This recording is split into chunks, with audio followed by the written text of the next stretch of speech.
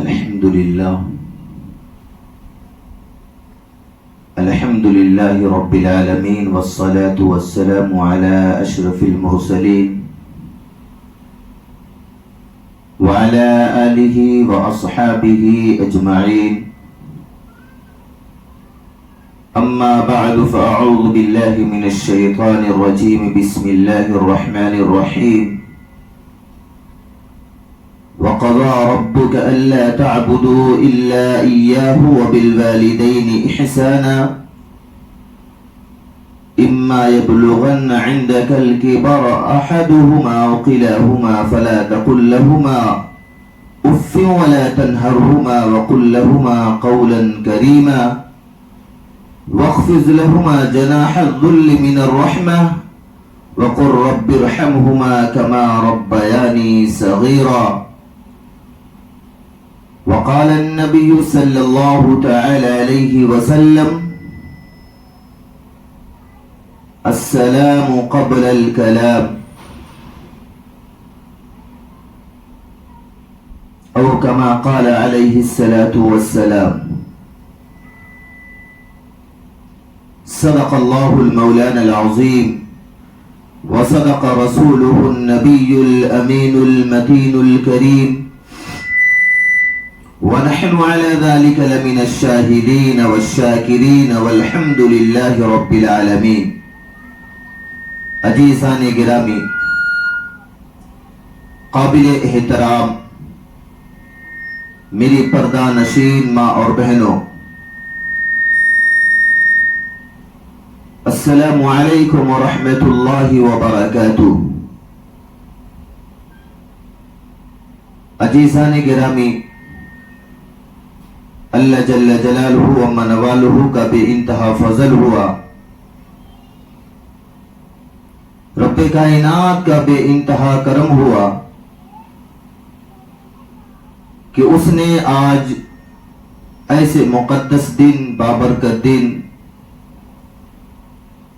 یعنی جمعہ کے دن ہم سب لوگوں کو ایک جگہ جمع ہو کر کے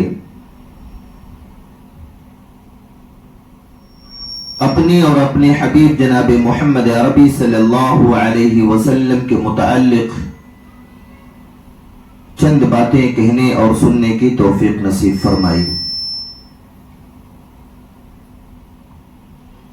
دعا ہے بارگاہ الہی میں کہ اللہ جل جلالہ و منوالہ مجھ جیسے ناچیز سے جو بھی بات کہلوائے، اللہ اس پر عمل کی بھی توفیق نصیب فرمائے. عزیزان گرامی، اللہ جل جلالہ و منوالہ نے ہم سب لوگوں کو ایسے پیارے محبوب نبی کا امتی بنایا کہ جن کی تعریف جن اور انس مل کر کے صبح و قیامت تک کرتے رہیں تو قیامت آ سکتی ہے، لیکن نبی پاک صلی اللہ علیہ وسلم کی شان کوئی بیان نہیں کر سکتا. ایسے پیارے نبی کے امت ہم سب لوگ اللہ جل جلالہ و منوالہ نے بن مانگے بنا دیا.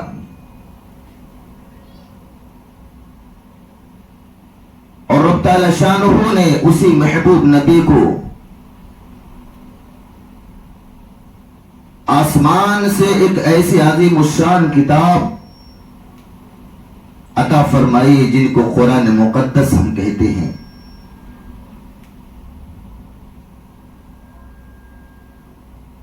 اگر انسان قرآن کے مطابق زندگی گزارنے والا بن جائے،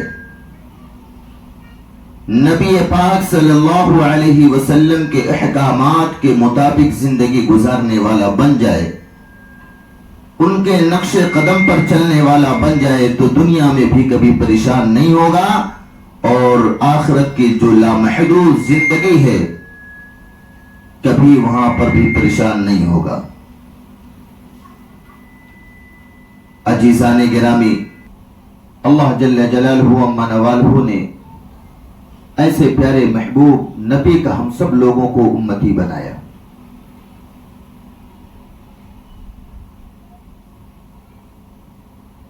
उनके नक्शे कदम पर अगर हम अमल करके चलेंगे, दुनिया के अंदर जिंदगी गुजारेंगे,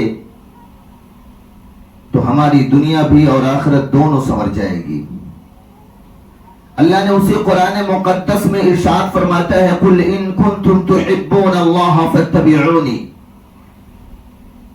कि अगर तुम मुझसे मोहब्बत करना चाहते हो, अगर तुम अपने मुआमिलात मुझसे दुरुस्त करवाना चाहते हो, अगर अपनी बिगड़ी को बनवाना चाहते हो, तो फत्तबिऊनी, मेरे नबी की इत्तबा कर लो। नबी पाक सल्लल्लाहु अलैहि वसल्लम की इत्तबा क्या है?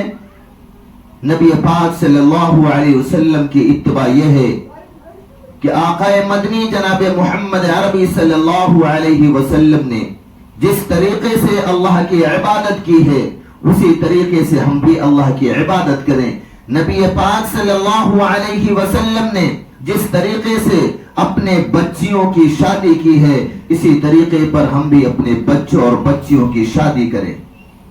नबी पाक सल्लल्लाहु अलैहि वसल्लम ने जिस तरीके से वालिदैन के साथ एहसान का, शफकत का, भलाई का मामला पेश करने का हुक्म फरमाया है, इसी तरीके से हम भी अपने वालिदैन के साथ एहसान और भलाई, शफकत का मामला पेश करें।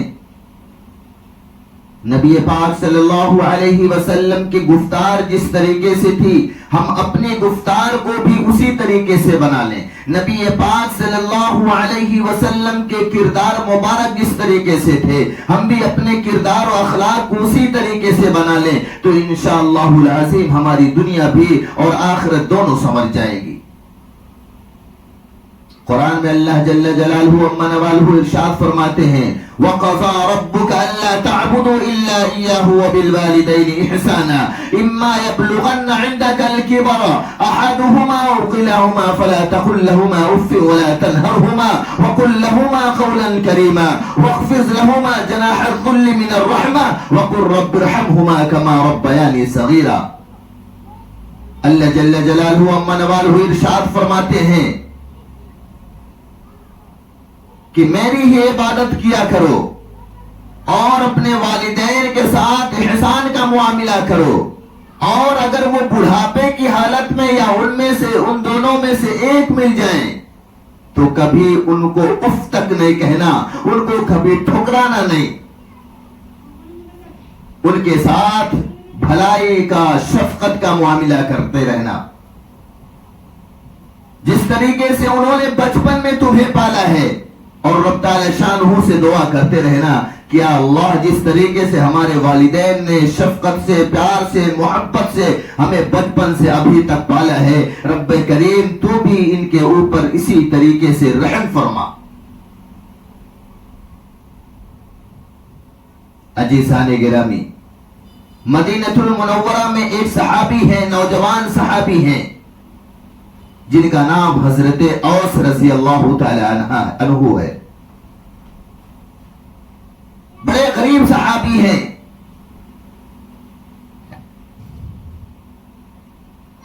एक यहूदी के यहां नौकरी करते थे। उनके घर में एक ज़ईफ बूढ़ी मां थी, कमजोर मां थी। वो यहूदी के यहां नौकरी करते थे। एक दिन उनकी मां ने रात में घी बनाया, और घी बनाने के बाद एक डब्बे के अंदर रखा, और सोचा कि सुबह जब होगी तो मेरा बेटा उस यहूदी के यहां नौकरी करने जाएगा, उससे पहले मैं ये घी का डब्बा बोलूंगी कि ऐ मेरे बेटे, ये घी के डब्बे को अल्लाह के प्यारे रसूल जनाब मोहम्मद अरबी सल्लल्लाहु अलैहि वसल्लम की खिदमत में लेकर जा। अगर वो कबूल कर लेंगे और तो हमारा घर जन्नत बन जाएगा। हुआ यूं ही, सुबह हुई, फजर वगैरह की नमाज से फारिग होने के बाद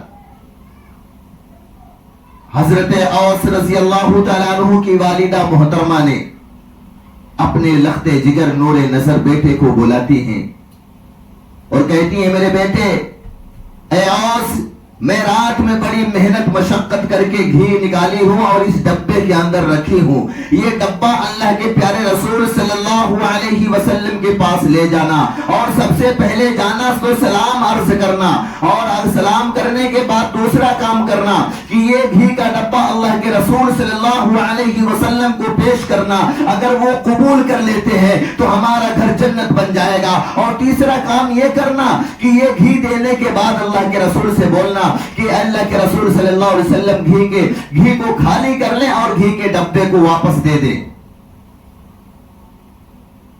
جب اللہ کے رسول صلی اللہ علیہ وسلم گھی خالی کر لیں گے اور ڈبہ واپس لے کر گھر پر آنا، پھر یہودی کے ہاں آپ نوکری پر چلے جانا۔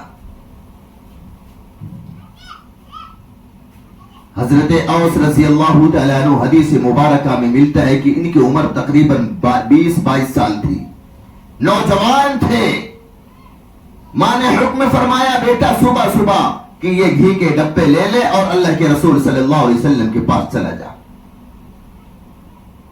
وہ نوجوان صحابی رسول صلی اللہ علیہ وسلم اس گھی کے ڈبے کو اٹھاتے ہیں اور اپنے کندھے پہ رکھتے ہیں۔ حدیث کی کتابوں میں لکھا ہے کہ وہ اپنے گھر سے نکلے اور جاتے جاتے جاتے جاتے اللہ کے پیارے رسول صلی اللہ علیہ وسلم کے گھر مبارک پر پہنچتے ہیں اور دیکھتے ہیں کہ آقا مدنی جناب محمد عربی صلی اللہ علیہ وسلم اپنے گھر پہ بیٹھے ہوئے ہیں۔ اللہ کے رسول صلی اللہ علیہ وسلم اپنے گھر مبارک کے اندر بیٹھے ہوئے ہیں اور دیکھتے ہیں کہ وہ صحابی نوجوان صحابی آ رہا ہے جس کا نام حضرت اوس ہے۔ اپنے کندھے کے اوپر ایک ڈبہ رکھا ہوا ہے اور اس ڈبے کو لے کر آ رہا ہے۔ جب حضرت اوس رضی اللہ تعالیٰ عنہ اللہ کے رسول صلی اللہ علیہ وسلم کے پاس پہنچتے ہیں تو سلام عرض کرتے ہیں، السلام علیکم یا رسول اللہ۔ اس کے بعد کہتے ہیں کہ اللہ کے پیارے رسول صلی اللہ علیہ وسلم میری والدہ نے رات میں بڑی محنت مشقت کر کے گھی کو نکالا ہے اور اس ڈبے کے اندر رکھا ہے۔ میری والدہ نے کہا کہ اوس یہ گھی کے ڈبے کو لو اور اللہ کے پیارے رسول صلی اللہ علیہ وسلم کے پاس لے جاؤ، اگر وہ لے لیتے ہیں، وہ قبول فرما لیتے ہیں تو ہمارا گھر جنت بن جائے گا۔ اللہ کے پیارے رسول صلی اللہ علیہ وسلم نے اس گھی کے ڈبے کو واپس لیتے ہیں اور کہتے ہیں کہ ٹھیک ہے اوس لاؤ، تمہاری امی نے بڑی محنت اور مشقت سے بنایا ہے اور مجھے ہدیہ بھیجا ہے۔ اللہ کے پیارے رسول صلی اللہ علیہ وسلم نے بڑے پیار سے قبول فرمایا اور گھر کے اندر آواز دی، عائشہ جلدی آؤ، اوس کی امی نے گھی بھیجا ہے۔ اور اللہ کے رسول صلی اللہ علیہ وسلم نے جب آواز دی تو ام عائشہ صدیقہ رضی اللہ تعالی عنہا گھر کے اندر سے نکلتی ہیں پردے کی حالت میں اور اس گھی کے ڈبے کو لیتی ہیں، گھر میں لے کر جاتی ہیں۔ حضرت اوس کہتے ہیں کہ اللہ کے رسول صلی اللہ علیہ وسلم میری والدہ نے کہا تھا میرے گھر میں اور ڈبے نہیں ہیں اور یہ ڈبے گھی کے جو ہے اس ڈبے کے اندر گھی، اس کو خالی کر کے ڈبہ واپس دے دیں اور میں گھر پہ ڈبہ لے کر جاتا ہوں۔ میری والدہ نے منگایا ہے۔ اللہ کے پیارے رسول صلی اللہ علیہ وسلم نے فرمایا اے عائشہ ڈبے میں سے گھی کو پلٹی کر دو، خالی کر کے ڈبہ واپس دے دو اور اوس اپنے گھر پر واپس لے کر جائیں گے۔ ان کی والدہ نے ڈبے کو واپس منگایا ہے۔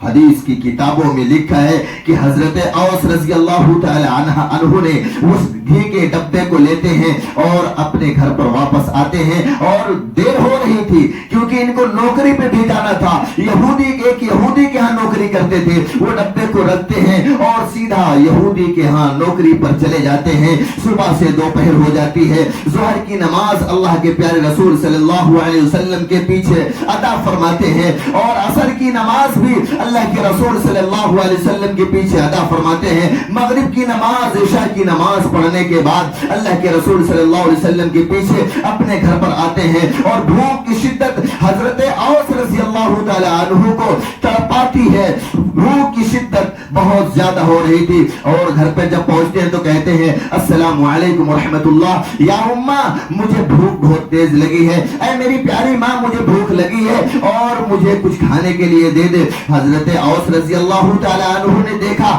کہ میری ماں کا چہرہ جو ہے وہ عجیب طرح سے غصے کی حالت میں دکھائی دے رہا ہے، میری ماں کی چہرے کی رنگت عجیب طرح ہے، میرے ماں کی چہرے کی رنگت غائب ہو چکی ہے، میرے ماں کے چہرے پر غصے کے آثار نظر آتے ہیں۔ حضرت اوس رضی اللہ تعالیٰ عنہ فرماتے ہیں کہ میں پریشان تھا، میں پوچھنے لگا میری ماں، اے میری پیاری ماں، تم ناراض کیوں ہو، تم غصے کیوں ہو، اگر کوئی غلطی ہو گئی تو مجھے معاف کر دو۔ حضرت اوس رضی اللہ تعالیٰ عنہ نے فرمایا جب میں نے اتنا کہا میری ماں آئی اور میرے چہرے پر ایک زوردار تماچا مارا۔ میں نے کہا میری امی اگر مجھ سے کوئی غلطی ہو گئی ہے، اے میری پیاری ماں اگر مجھ سے کوئی غلطی ہو گئی تو مجھے معاف کر دے۔ حضرت اوس رضی اللہ تعالیٰ عنہ فرمانے لگے کہ میری ماں نے کہا اے اوس میں نے تجھے رات ہی میں کہہ دیا تھا اور صبح کے وقت بھی کہا تھا کہ یہ گھی کا ڈبہ رکھا ہے، میں نے بڑی مشقت اور بڑی محنت سے نکالا ہے، اس گھی کے ڈبے کو لے کر جا کر اللہ کے رسول صلی اللہ علیہ وسلم کی خدمت میں عرض دے دینا، اور اللہ کے رسول اگر یہ گھی کو قبول فرما لیں گے تو ہمارا گھر جنت بن جائے گا۔ اور تو نے یہ گھی کے ڈبے کو اللہ کے رسول صلی اللہ علیہ وسلم کے پاس نہیں لے گیا۔ وہ حضرت اوس رضی اللہ تعالیٰ عنہ کہتے ہیں اے میری پیاری ماں میں تو گھی کے ڈبے کو اللہ کے رسول صلی اللہ علیہ وسلم کی خدمت میں دے کر آیا، وہ اللہ کے رسول صلی اللہ علیہ وسلم نے قبول بھی فرمایا۔ اور حضرت اوس فرماتے میں نے گھی کے ڈبے کو واپس بھی لایا۔ حضرت اوس فرماتے میری ماں دوسرا تماچا بھی زور سے رسید کیا اور کہا جھوٹ بھی بولتا ہے، گھی کے ڈبے کو دیکھ، اس میں سے گھی بھی ٹپک رہا تھا۔ حضرت اوس رضی اللہ تعالیٰ عنہ جب دیکھتے ہیں گھی کے ڈبے کی طرف تو گھی کا ڈبہ لبالب بھرا ہوا ہے اور اس میں سے تھوڑے تھوڑے ٹپک رہے ہیں، وہ تو پریشان ہو گئے۔ حضرت اوس رضی اللہ تعالیٰ عنہ کہتے ہیں میں تو دے کر گھی کو آیا تھا، واپس اس کے اندر کیسے گھی ہے؟ حضرت اوس رضی اللہ تعالیٰ عنہ فرماتے کہ میری والدہ نے فرمایا اے اوس ابھی اس ڈبے کو اٹھا اور لے کر جا اللہ کے رسول صلی اللہ علیہ وسلم کی خدمت میں دے کر آ، اگر اللہ کے رسول صلی اللہ علیہ وسلم قبول فرما لیں گے تو ہمارا گھر جنت بن جائے گا، اور جب تک تو اس گھی کے ڈبے کو اللہ کے رسول صلی اللہ علیہ وسلم کو نہیں دینے جائے گا یا دے کر نہیں آئے گا اس وقت تک تجھے کھانا نہیں ملے گا۔ حضرت اوس رضی اللہ تعالیٰ عنہ فرماتے ہیں کہ میں نے اس گھی کے ڈبے کو واپس اٹھایا اور اپنے کندھے پہ رکھا، اور جس طریقے سے میں صبح کے ٹائم لے کے گیا تھا اتنا وزن نہیں تھا، لیکن جو واپس میں نے گھی کے ڈبے کو اس بار اٹھاتا ہوں تو میرے کندھے پہ اتنا بوجھ معلوم ہوتا ہے، اتنا وزن معلوم ہوتا ہے کہ میری کمر بھی جھک جا رہی تھی۔ میں نے لے کر لیا اور گھی کے ڈبے کو واپس اپنے کندھے پہ رکھا اور اللہ کے رسول صلی اللہ علیہ وسلم کی خدمت میں عرض پہنچا اور عرض کیا السلام علیکم یا رسول اللہ، اے اللہ کے رسول صلی اللہ علیہ وسلم میری امی نے رات میں گھی بنایا تھا، وہی پہلے والا معاملہ پیش کیا کہ بڑی مشقت سے گھی بنایا ہے اور میری ماں نے آپ کی خدمت میں پیش کرنے کو کہا ہے، اور میری ماں نے کہا اگر اللہ کے رسول صلی اللہ علیہ وسلم قبول فرما لیں گے تو ہمارا گھر جنت بن جائے گا۔ اللہ کے پیارے رسول صلی اللہ علیہ وسلم نے فرمایا اے اوس تم نے صبح میں گھی لے کر آئے تھے اور ابھی تو انہوں نے کہا اللہ کے رسول میں صبح میں گھی لایا تھا نا، میں یہی بات تو اپنی امی سے کہا لیکن میری ماں ماننے کو تیار نہیں، اور میری ماں نے کہا جب تک تو یہ گھی کا ڈبہ اللہ کے رسول صلی اللہ علیہ وسلم کو دے کر نہیں آئے گا اس وقت تک تجھے میں کھانا نہیں دوں گی۔ اللہ کے رسول صلی اللہ علیہ وسلم سمجھ گئے،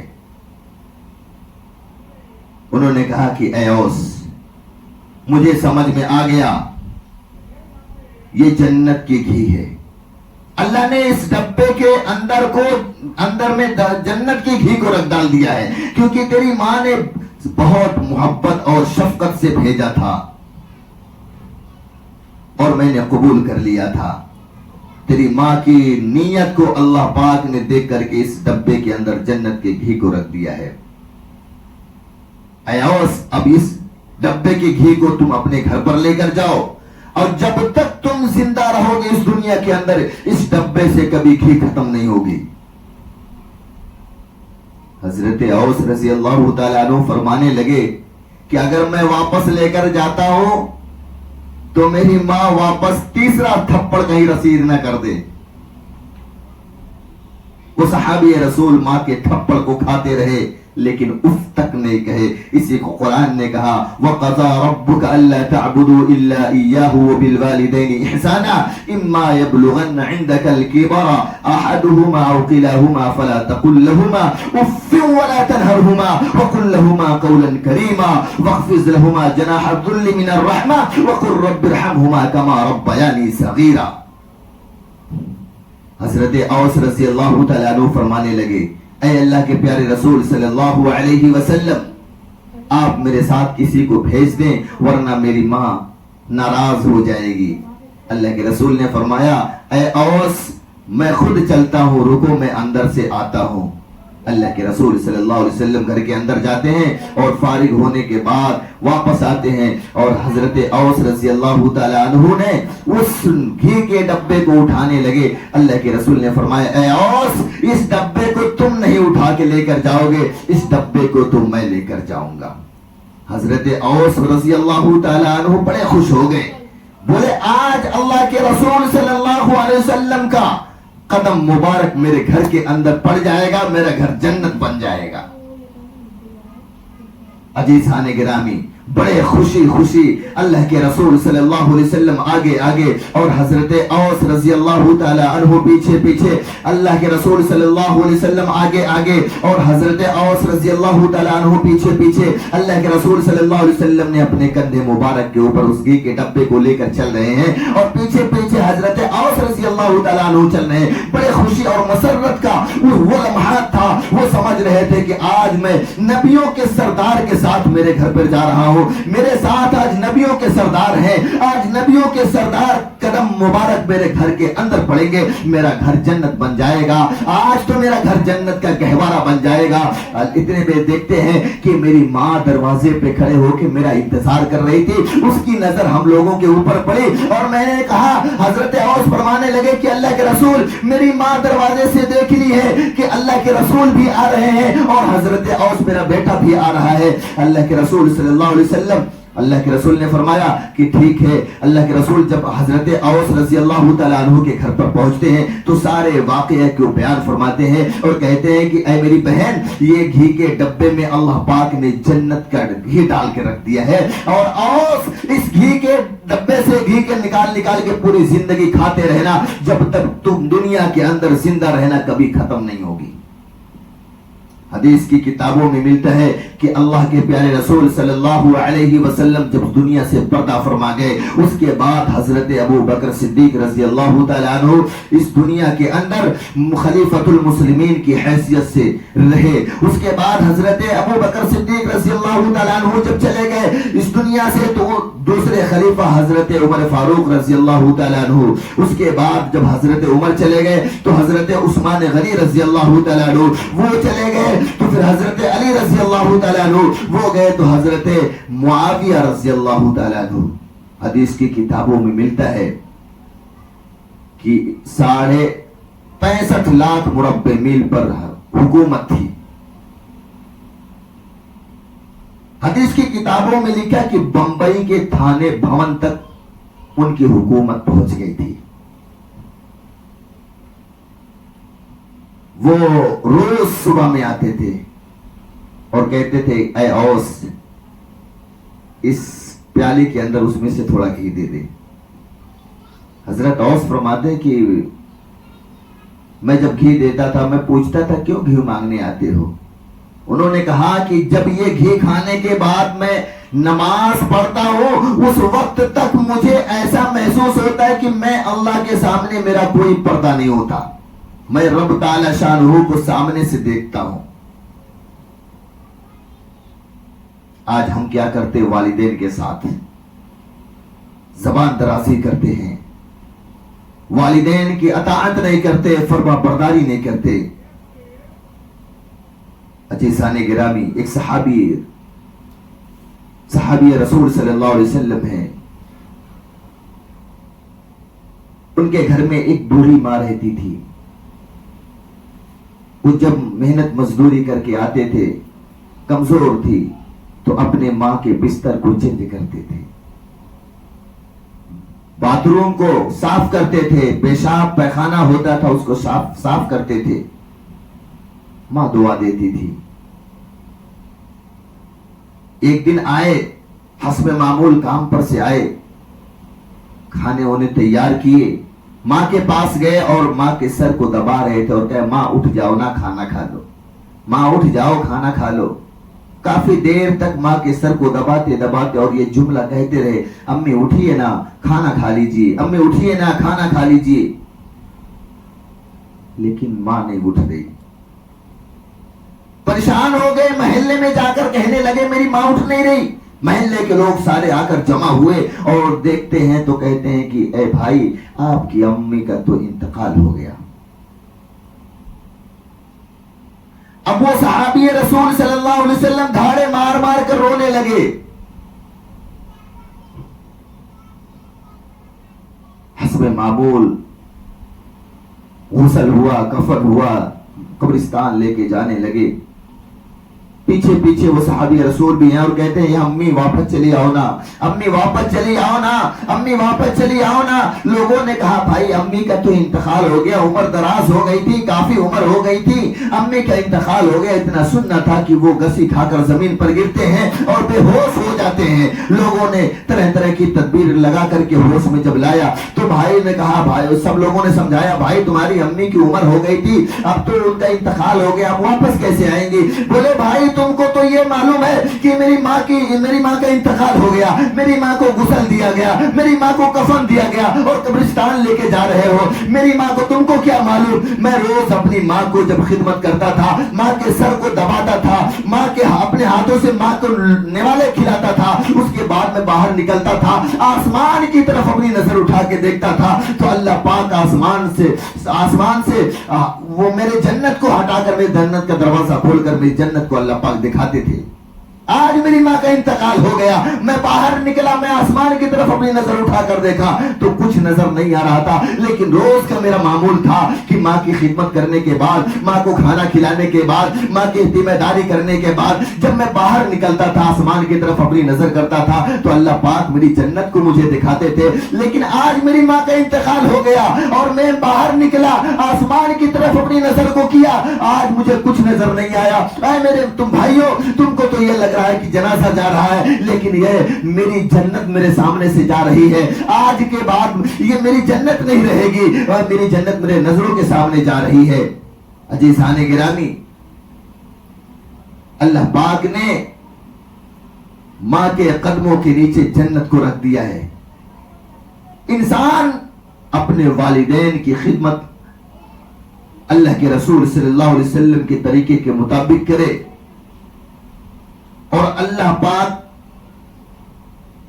یہ فرماتا ہے کہ اگر تمہارے والدین تم سے راضی ہیں تو میں بھی تم سے راضی ہوں, اور تمہارے ماں باپ تم سے ناراض ہیں تو میں بھی تم سے ناراض ہوں.